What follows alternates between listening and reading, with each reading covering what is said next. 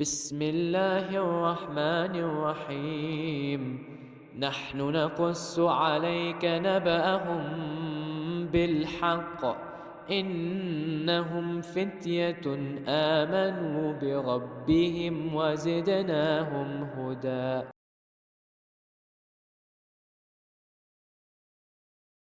As mentioned previously, Taqlid is legislated in the Quran and the teachings of the Ahlul Bayt, peace be upon them.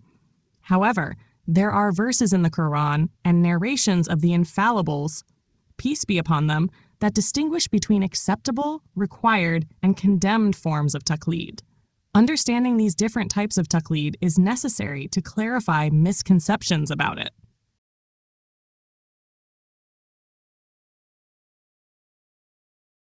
This type of Taqlid is rational and supported by the Quran and the teachings of the infallible Imams, peace be upon them, as noted in the previous session.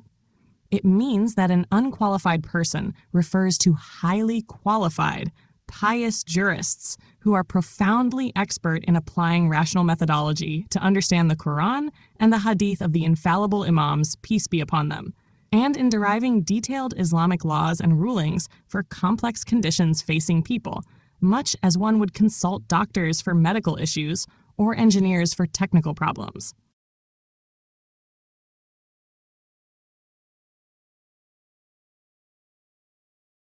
The general fundamentals of belief are understood solely through the use of intellect and rational arguments that do not require the Quran and Hadith, unlike their details, which are derived from the texts and require scholarly expertise to be fully understood. Some of these basic rational principles, which must be accepted through personal understanding and conviction rather than imitation, include a belief in the existence of Allah and His justice, the necessity of the concepts of prophethood and imamate, resurrection as a manifestation of God's justice.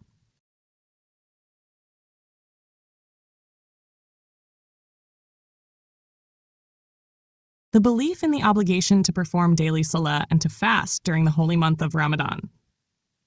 The belief in the prohibition of alcohol and pork. In these matters, Taqlid is unnecessary because they are clearly established and unanimously recognized among Muslims as necessities of Islam.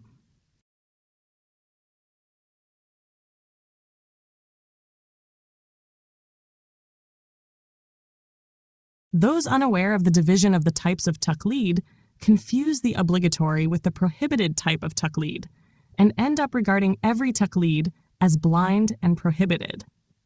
Blind Taqlid is strongly condemned in the Quran and the Hadith. That is, when people follow an unqualified person who lacks profound expertise in the Quran, Hadith, and the rational methodology for their understanding. Follow their ancestors' beliefs or practices blindly, without any rational basis, simply because they were inherited. For example, following someone in, worshipping idols and attributing partners or children to Allah the Exalted. Normalizing immorality, corruption, injustice, or oppression as evil because it is traditional, it makes sense to them, or they are used to it. This form of Taqlid is irrational and contrary to divine guidance.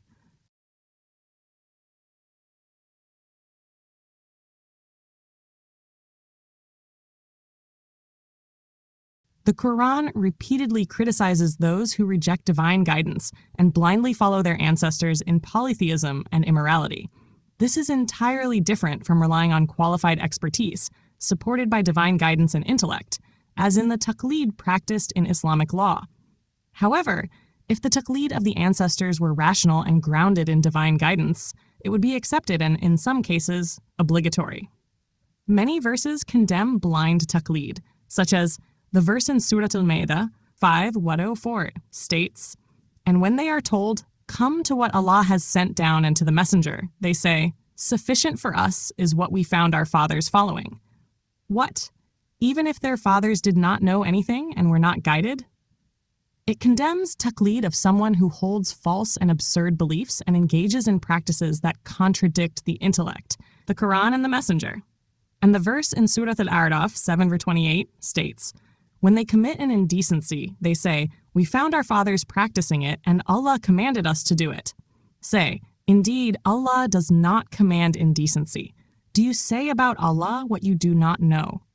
This verse clearly condemns those who follow others and perform taqlid in indecent and prohibited acts in the name of religion. As is seen nowadays, they justify their evil and indecent acts by claiming that they are fulfilling the command of God, as their ancestors or predecessors did. Resolving the misconception, according to scholars, these verses do not condemn reliance on a qualified expert. Instead, they condemn irrational imitation of an unqualified person.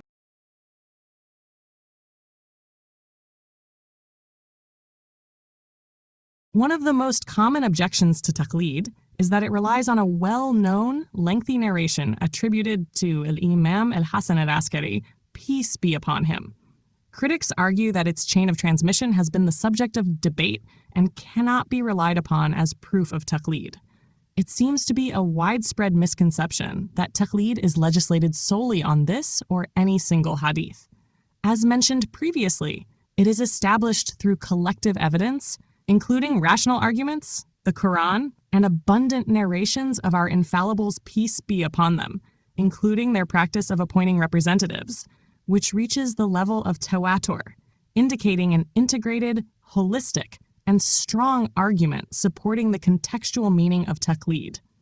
This narration of Al-Imam al-Hasan al-Askari, peace be upon him, establishes the qualifications of jurists authorized in matters of Islamic law, such as piety and God consciousness, so that Shias avoid blind taqlid, that is, not following pseudo-scholars.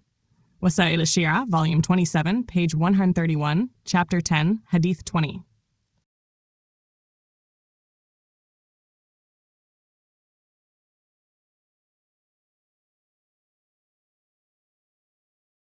First group, the Imams, peace be upon them. Referring the Shias to specific scholars. As mentioned previously, many narrations record the Imams instructing their followers to refer to specific, trusted scholarly companions who had a deep understanding of the Imam's teachings.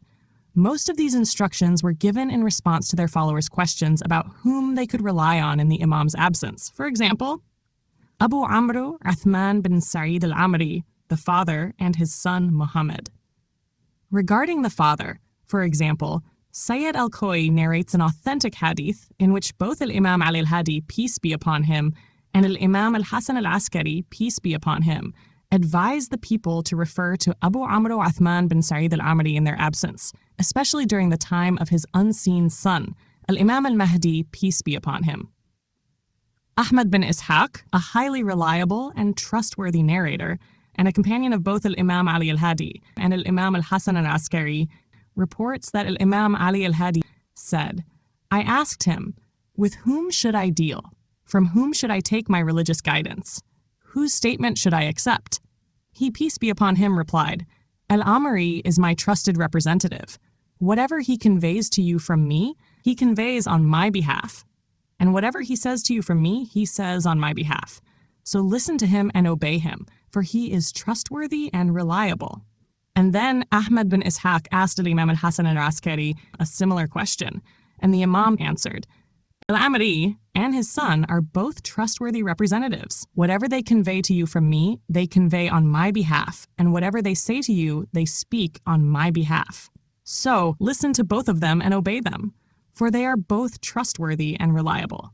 This is what the two Imams, peace be upon them, who have passed away, said about you. After hearing the words of both Imams about him and his son, Al-Amri, the representative of the Imam fell into prostration, wept, and asked Ahmad bin Ishaq, ask what you need. So Ahmad bin Ishaq asked Al-Amri, the representative, have you seen the successor of Abu Muhammad al-Askari? He meant Al-Imam al-Mahdi, peace be upon him. He replied, yes, by Allah. Al-Kafi, Volume 1, Chapter 77, Hadith 1. A few takeaway points from this authentic narration. This narration is foundational evidence for Twelver Shia ideology regarding the birth of the 12th living Imam, the awaited Mahdi, peace be upon him. It indicates that Al-Amri, whose name was Uthman bin Sa'id al-Amri, was the first appointed representative of Al-Imam al-Mahdi, after the martyrdom of Al-Imam al-Hasan al-Askari during the minor occultation. After his death, his son Muhammad became the second representative. By commanding followers to listen and obey him, It establishes authoritative representation, not mere narration. It is evidence for the legitimacy of representation and the criteria for such authority to be trustworthy and reliable, establishing a framework that later strengthened the system of taqlid and al-marja'iyya.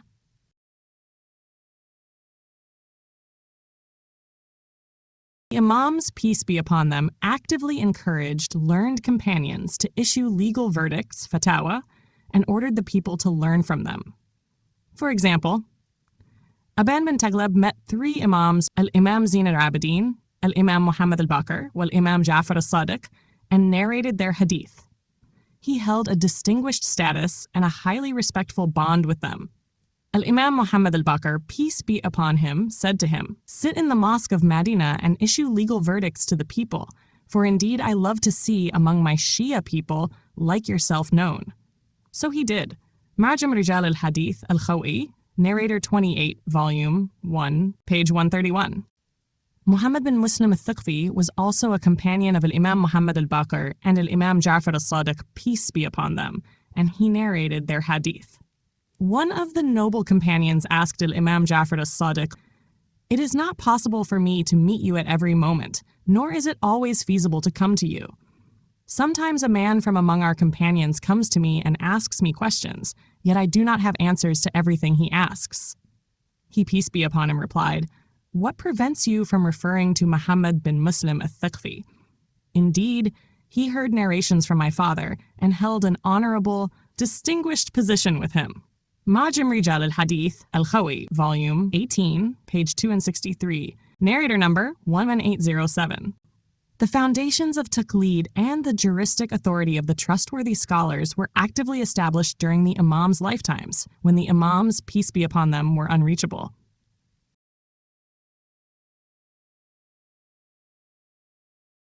As-Sayyid al-Khawi, rahimahullah, and other grand jurists are narrators of hadith. When they narrate a hadith, they link themselves to the chain of narrators through trustworthy narrators to the Imam, peace be upon him. One of the letters of Al-Imam al-Mahdi, peace be upon him, sent through his second representative, stated, "As for the events that occur, refer to the narrators of our hadith, for they are my proof over you, and I am Allah's proof over them." Kamal ad-Din wa Tamam al-Ni'mah, Book 2, Chapter 43, Hadith 4. This narrated letter is part of the abundant narrations that form tawatur, affirming the authority of qualified scholars during the period of occultation, and aligning with the Quranic verse that directs people to seek guidance from scholars. وصلى الله على محمد وآله الطاهرين وسلم تسليما كثيرا وحسبنا الله ونعم الوكيل